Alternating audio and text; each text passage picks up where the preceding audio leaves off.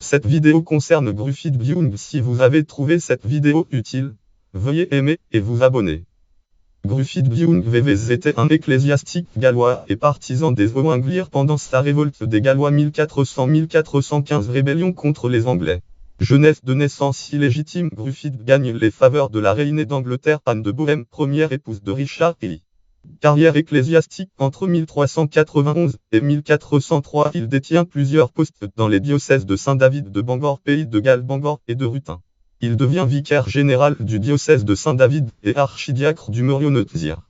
Carrière diplomatique en 1403, Gruffydd rallie la révolte des Gallois 1400-1415, révolte des Owain contre les Anglais. En 1404, il est envoyé comme chancelier de Glir à Paris afin de négocier une alliance avec Jacques Philippe de Bourbon, représentant du roi Charles VI le Fol. En 1406, il persuade Glir de changer d'allégeance et de soutenir le pape en Avignon Benoît XIII, pape Benoît XIII, afin d'obtenir l'aide militaire des Français, mais sa stratégie reste sans résultat. 1407, il obtient d'être nommé évêque de Bangor et devient ainsi la plus haute autorité religieuse de Galles.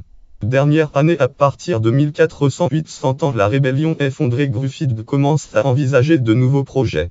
En 1415, il installe en France le concile de Constance met fin au grand schisme d'Occident, et le nouveau pape Martin V le nomme en 1417 évêque de Ross en royaume d'Écosse. Il ne prendra cependant jamais contrôle de son diocèse et est alors transféré à Ripon en Afrique du Nord. Il est ensuite nommé abbé du Toronnet par Martin V en 1430. Il est toujours vivant en 1432 lorsqu'il continue de revendiquer son titre d'évêque de Ross. Il meurt sans doute dans les années qui suivent.